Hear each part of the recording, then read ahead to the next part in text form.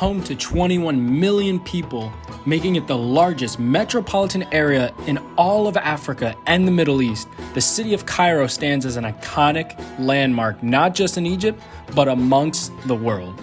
Being such a large city, Cairo has so much to offer in terms of unique culture, history, beautiful architecture, panoramic views, and cuisine. Here is a list of the can't-miss destinations one must come across during their trip in Cairo, the city of the victorious. Kicking off at number 1, the Nile River Tour. All right, let's brush up on 5th grade history, shall we? The Nile River is basically the critical lifeline that brought life into the desert, providing food and resources, the annual flooding which deposited fertile soil on its riverbanks, and in this case, a crucial means of traveling in style. Being the 2nd largest river on Earth, just losing to the Amazon River by a couple hundred miles, it is used as an amazing activity to dine and lounge.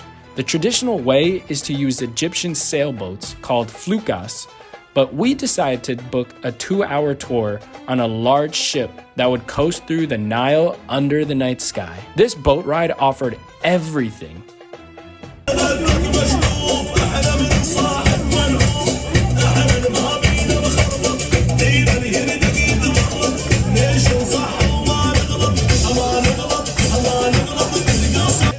Live entertainment with traditional dancers, belly dancers, singers, this super cool dance called the Tanora dance.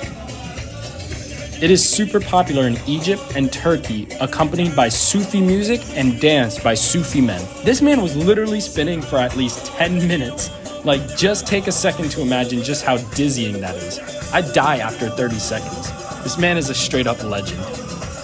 And of course, how can we miss it? It comes with an all-you-can-eat Egyptian buffet. What more can you ask? Number 2 is the Egyptian Museum. How original. This museum has got everything you expect to see from a museum in Egypt. Sarcophaguses, sarcophagi, whatever, from the old, middle, and new kingdom, ranging from stone and wooden to solid gold. The Egyptian Museum is the oldest archaeological museum in the Middle East and houses the largest collection of pharaonic antiquities in the New World. What's a trip to Egypt without seeing mummies? So here you go. The famous mummies of Yuya and Tuya, who were the grandparents of both King Tut and his wife. Close family bond, I guess. This hallway exhibits Yuya and Tuya's tombs, as well as their innermost tomb with them still inside. They still have hair, which is so cool. Look at Yuya looking all dapper. And of course, the highlight of this entire museum is the death mask, the golden death mask of the King Tutankhamun. It is so amazing. I just came out of there. Really cool. It's solid gold. It has 2 of the tombs, like the innermost tombs of King Tut, of where he was actually mummified. His actual mummified body is over in Thebes in Luxor, which I'll be heading to tomorrow to go see. So unfortunately, you can't take any pictures, you can't take any videos. It's just all with your eyes. They don't want to like damage it. Obviously, they want to preserve it. Take it in. It's really an awesome sight. It is definitely the highlight of this museum, and I'm so happy I've been here. Definitely recommend you come here. Save this for last. It's on the 2nd floor, right in this corner. Best spot in town. What was found inside of King Tut's tomb is an open display outside the room of the death mask. Of course, you'll see statues of pharaohs that are absolutely huge throughout the museum. Along with super cool hieroglyphics that are thousands of years old, I highly recommend brushing up on your knowledge of Egyptian hieroglyphics. It'll really help in you understanding you're actually seeing and understand these magnificent pieces of art and really make a deeper connection and a deeper experience. I haven't found anything that would have Egypt being greeted by aliens, except for this thing, I guess. There's so much to go through in this museum, it cannot be confined in one segment of a video. So I will be making a separate video solely focused on the Egyptian Museum, and we will look more in depth about the history and tips in getting around the best way possible. Because this place is just huge. Khan el-Khalili, the oldest bazaar in the Middle East. Located in the center of Islamic Cairo, This huge bazaar attracts foreign tourists and Egyptians alike. Bazaars are what markets are called in the Middle East. Now, Khan el-Khalili is unique because of it being the longest lasting one in history, as well as its large size. You will get lost in the maze of the million various shops and goods it offers, like clothes, jewels, shiny precious things. Look how shiny. And I guess even a bus ride. Incredible How the heck did they even manage to fit that here? If you want to get a taste of authentic Egyptian culture, you will get it here. The vibe is just great, and everyone is so nice and polite. Look, Egyptian cats! Okay, that's enough. Don't get overwhelmed by all the hustle and bustle going around in the market. Eventually, you'll find your way back to the main hall. Now, don't be like this guy, trying to cross the crazy streets of Cairo to a fence with literally no entrance. Use the green underground stairs behind him. That'll get you over on the other side to the market.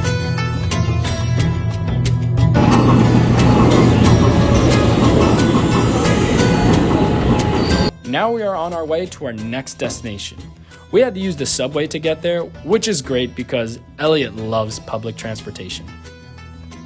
Weighing in at number 4, Cairo Tower.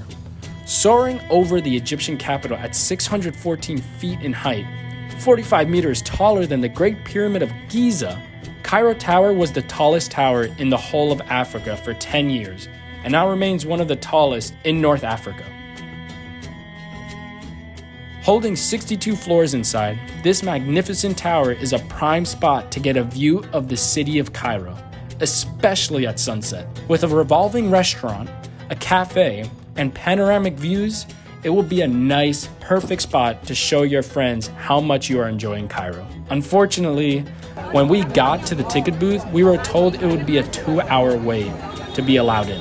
Take my advice and don't make the same mistake I did. Get there early before sunset, buy your ticket. The opening hours are from 8 a.m. to midnight. Tickets are 200 Egyptian pounds, which equate to around $15. We were still able to take some nice photos from below. Posing strong for Cairo. There's a couple restaurants, but they weren't selling food, they only had drinks. So we had a Stella after a long day. Then kids kept coming up to us, which turned into 3, then 4, then eventually I just lost count. Cairo Tower is just as beautiful at night, and a lively atmosphere you cannot miss. On to number 5.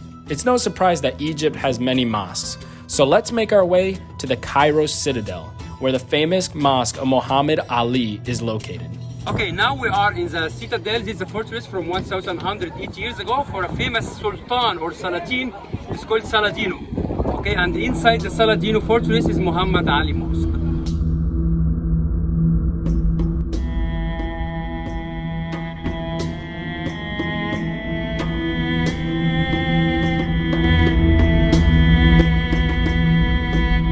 80 stairs down is a well that gets water from the Nile that comes back up for the washroom used for cleansing during worship. The mosque represented the 3 sources of legitimacy of the ruling of Muhammad Ali: the Ottoman identity, the military power, and the religious authority. Muhammad was nice enough to show me how to properly pray inside a mosque and how the direction to which they pray is the direction towards the holy city of Mecca. How many times a day? 5 times. 5 times a day. Yeah. So, Pray is around 2 minutes, 3 minutes, by the way. It's not 1 hour, no. 2, 3, 4 minutes. okay. I can pray in the office. I can pray in the university. I can pray in the college. I can pray in the room. Not important for all the mosque. Maybe you saw many Muslims, they have a mark here. Oh, I saw that. What is it? It means because he pray a lot. Oh. Because when your head I always seen touch, that. it's no blood here. But if someone you have a mark, he pray a lot. Another reason why this mosque is so popular is due to its unparalleled contribution to the skyline of Cairo, visible high atop the citadel grounds. What's so awesome is that you can actually see the Great Pyramids of Giza from here.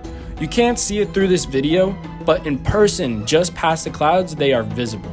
It's also called Alabaster Mosque, in reference to its marble paneling on its interior and exterior walls. The mosque's twin minarets are the highest in all of Egypt. each reaching a height of 84 meters. 995 AD. The citadel. Fun facts from Mom. The Citadel also has the National Police Museum and the National Military Museum that encompasses battles from the Arab-Israeli War of 1948 and Suez War of 1956, as well as the Egyptian martyr halls. Yalla, let's go to our next destination. Number 6, Coptic Cairo. Coptic Cairo is the stronghold for Christianity in Egypt, both before and during the Islamic era, as most of its churches were built after the Muslim conquest of Egypt in the 7th century.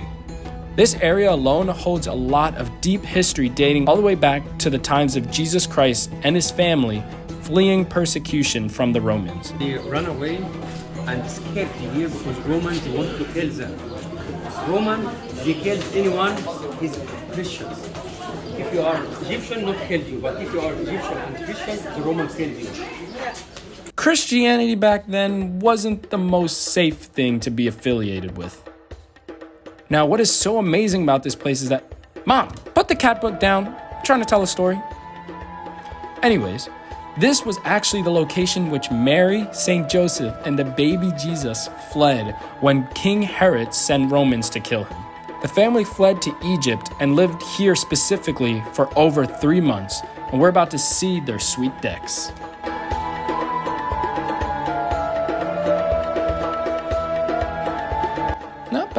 Not bad.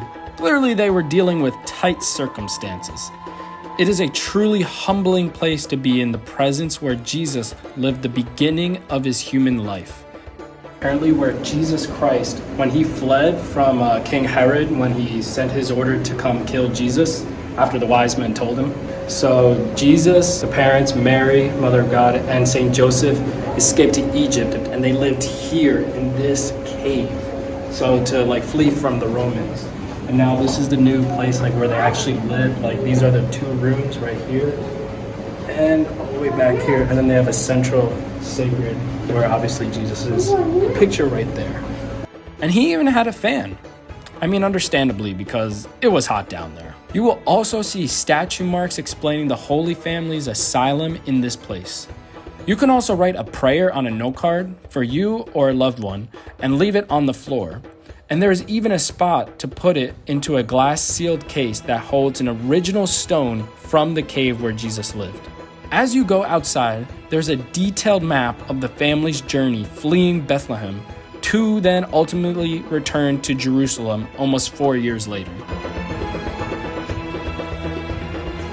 Now here is the Hanging Church. It is named this way because it sits above a gatehouse of Babylon Fortress, the Roman fortress in Coptic Cairo.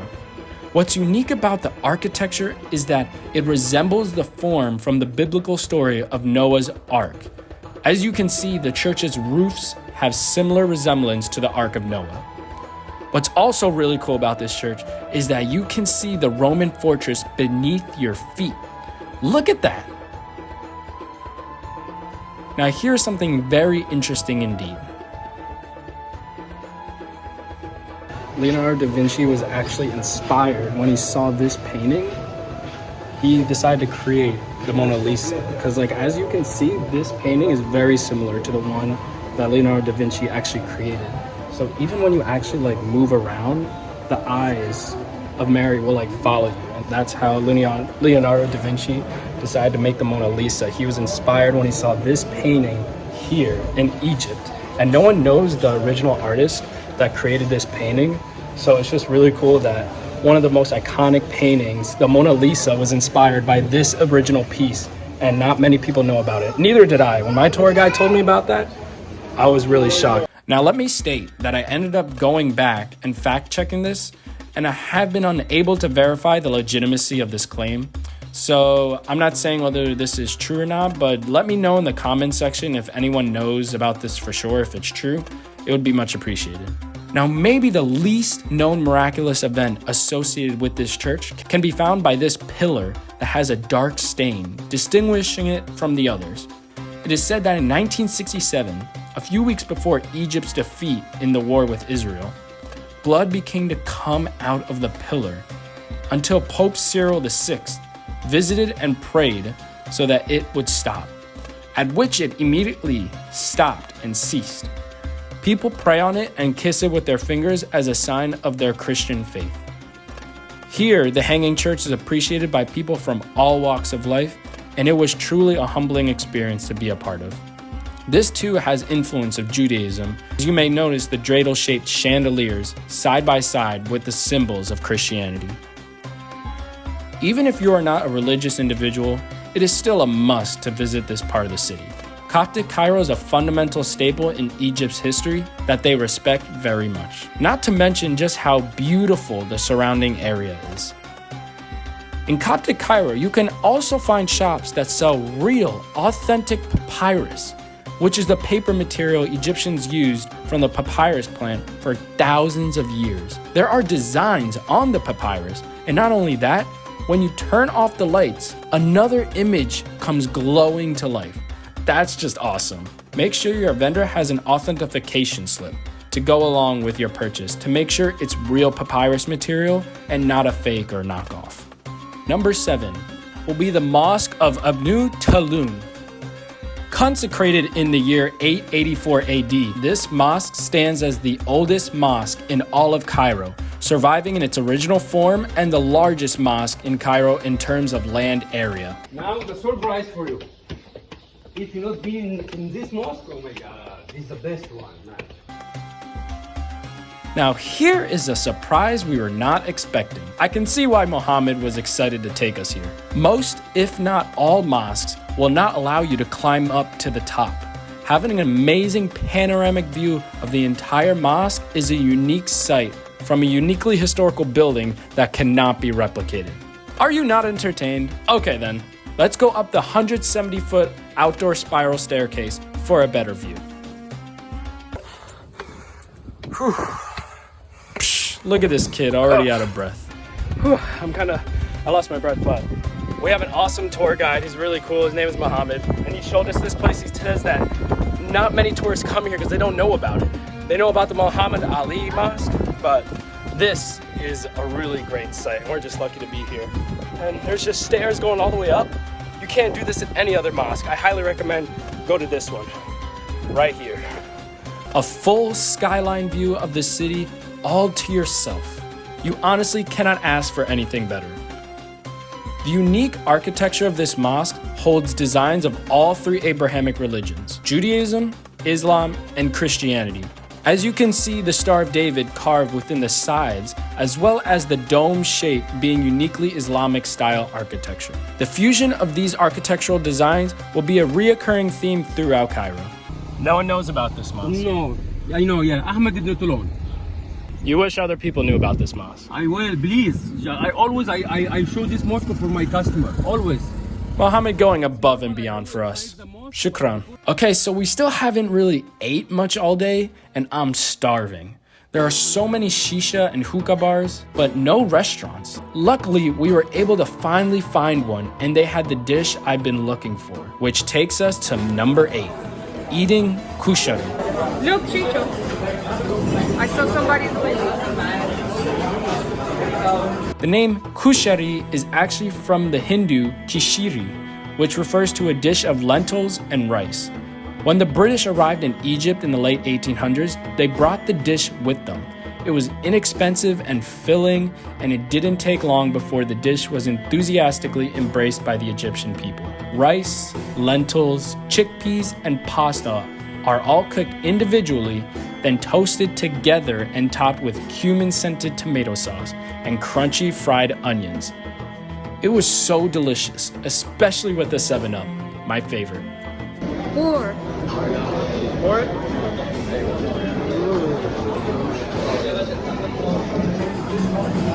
I don't know if I'm gonna like this, to tell you the truth. Mom tested, Mom approved. The name of the restaurant was Abu Tariq. This place literally had over 5 floors just completely packed with people, so we were very lucky to eventually find a seat. They were packed with good reason. Okay, everyone, those were the top destinations I highly recommend visiting during your adventure in Cairo. Cairo is an amazing, fast-paced, and hospitable city with such great people, architecture, history, and food. Clearly, there is so much to do here, so have a game plan in advance. Take your time. Don't rush. Really wish I was here for an extra 2 days, to be honest. But it was perfect in every way, and I definitely will be coming back soon. I will be making more videos on Egypt soon about Giza, the Valley of the Kings, riding camels, and so much more. Mohammed was such an amazing travel guide. Definitely book this guy. He'll show you everywhere in Cairo along with special surprises not many people know or even other tour guides. Here's his WhatsApp. Make sure to hit him up. Stay tuned, like and subscribe to my channel, and hit that bell icon to get posted the second the latest video goes live. Thank you for your support and have a nice day. Mayal Salama.